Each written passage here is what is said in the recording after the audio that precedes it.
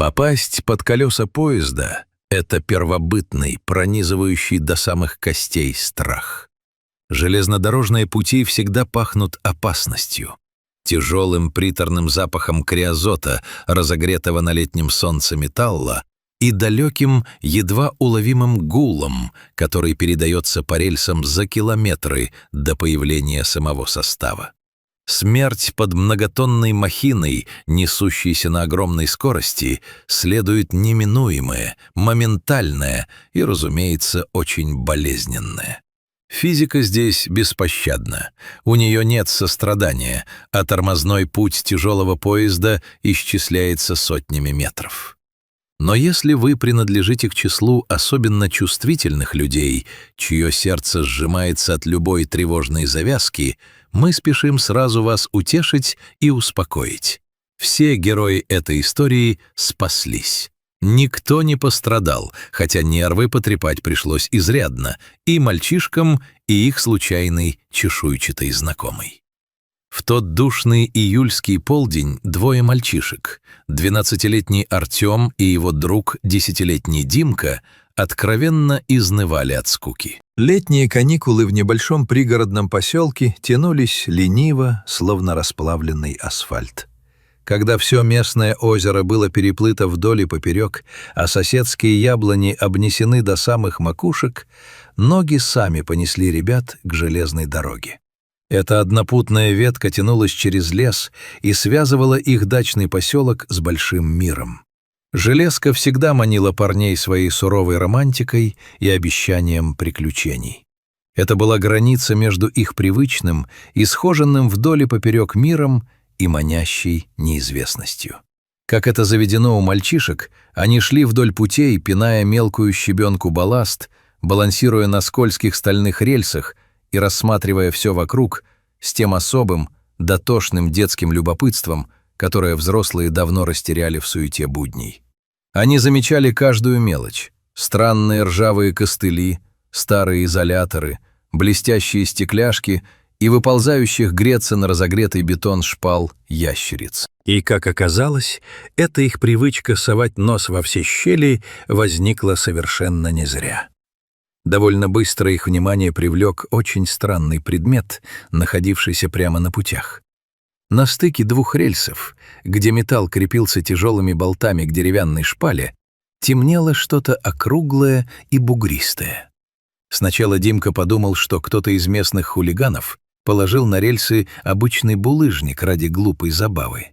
Однако Артем, прищурившись от яркого солнца, покачал головой и заметил, что камни не бывают такими симметричными и правильной формы. Мальчики переглянулись и ускорили шаг. Когда они подошли ближе, Димка удивленно ахнул и прижал ладонь ко рту. На путях, намертво зажатая в узком пространстве между внутренней стороной рельса и металлической крепежной подкладкой, находилась черепаха. Это была довольно крупная, среднеазиатская черепаха с красивым желтовато-бурым панцирем.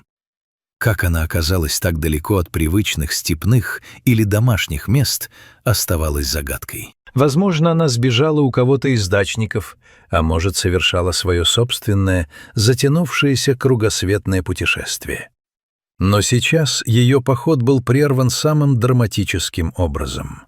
Сама по себе являясь животным далеко не самым изворотливым, гибким и уж точно не отличающимся юркостью, черепашка умудрилась сползти с насыпи и буквально вклиниться в узкий зазор. Пытаясь перелезть через стальную преграду, она соскользнула, и ее прочный выпуклый панцирь сработал как клин. Она застряла намертво, повиснув в воздухе и беспомощно перебирая лапами с тупыми когтями. Было очевидно, что освободиться самостоятельно ей абсолютно не под силу. Она была обречена ждать своего часа, который, учитывая расписание пригородных электричек и товарных поездов, мог наступить очень скоро. Бедняга осталась бы вот так, превратившись в печальную лепешку под колесами первого же состава, если бы не своевременное вмешательство мальчишек. Димка тут же бросился на колени прямо в серую пыль шпал, собираясь схватить животное за панцирь и вытащить. Однако Артем вовремя остановил его, резонно рассудив, что от испуга черепаха может сильно укусить, или же они случайно повредят ей панцирь при резком рывке. Но главная трудность заключалась в поведении самой пленницы. Поскольку несчастная черепаха была напугана до предела шумом шагов, нависшими над ней гигантами и собственной беспомощностью, от любой предложенной помощи она категорически отказывалась. Вместо того, чтобы вытянуть шею и попытаться помочь спасателям, она сделала то, что миллионы лет эволюции велели ей делать в любой непонятной ситуации. Черепаха с тихим шипением втянула голову глубоко под панцирь, плотно прижала лапы, покрытые жесткими чешуйками, и превратилась в абсолютно глухой, скользкий и монолитный кожано-костяной замок. Этим она лишь усугубила свое и без того катастрофическое положение, заклинив себя в металлическом пазу еще сильнее. Стоило Димке попытаться подцепить ее пальцами, как она, сопротивляясь, вжималась еще глубже. Мальчик уговаривал ее, чуть не плача от досады, объяснял, что они хотят помочь. Но черепаха не знала человеческого языка. Зато отлично понимала язык страха. Она только глухо и угрожающе шипела из глубин своего переносного домика. Мальчуганская натура и врожденное чувство справедливости не позволили ребятам сдаться и оставить животное на произвол судьбы. Они не могли просто уйти, зная, что за поворотом их ждет неминуемая трагедия. Артем решительно скомандовал искать крепкую палку, чтобы использовать ее как рычаг, поскольку руками вытащить заклинившую черепаху не получалось. Димка заметался по насыпи и вскоре вернулся с толстым сухим суком ракиты, валявшимся неподалеку. В этот момент земля под их ногами едва заметно вздрогнула. Артем, часто бывавший на станции, сразу понял этот знак.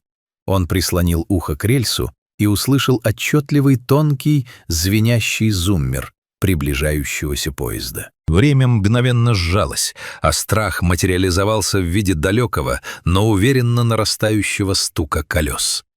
Где-то за лесом уже шел тяжелый грузовой состав, и машинист физически не смог бы остановить его мгновенно. Артем аккуратно просунул конец ветки под нижнюю часть панциря черепахи, используя крепежный болт рельса как точку опоры. Он навалился на импровизированный рычаг всем своим весом, ветка угрожающе треснула, но выдержала, и панцирь со скрежетом приподнялся на пару сантиметров. Димка мертвой хваткой вцепился в шершавые бока черепахи, однако животное отчаянно сопротивлялось, пытаясь снова втянуться в спасительную, как ей казалось, щель под рельсом. Из-за поворота уже показался массивный красный нос тепловоза.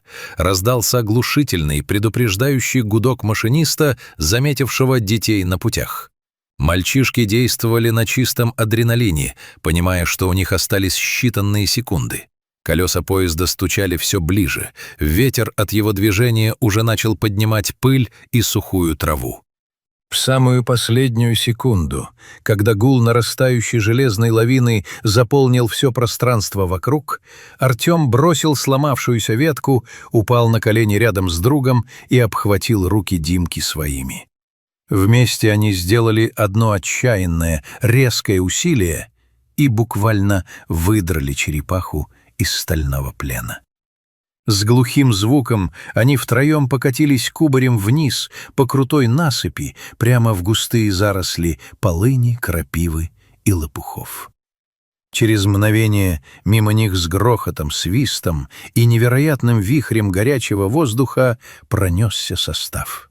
Огромные металлические колеса с железным скрежетом проносились точно по тому месту, где еще секунду назад висела маленькая жизнь.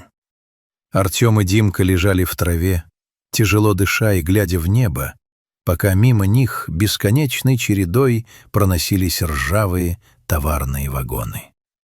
Когда состав, наконец, простучал последними колесами и скрылся вдали, наступила звенящая тишина, нарушаемая лишь стрекотом кузнечиков.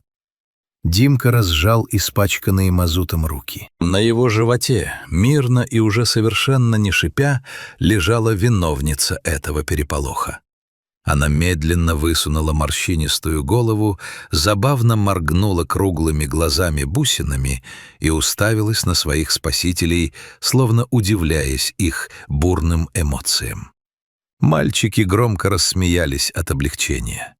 Они бережно отнесли спасенную путешественницу подальше от путей к тенистому лесному болотцу, где она медленно и с достоинством уползла в густую влажную траву. Ребята шли домой уставшие, поцарапанные и испачканные грязью, но абсолютно счастливые. Ведь в этот день они совершили настоящее чудо.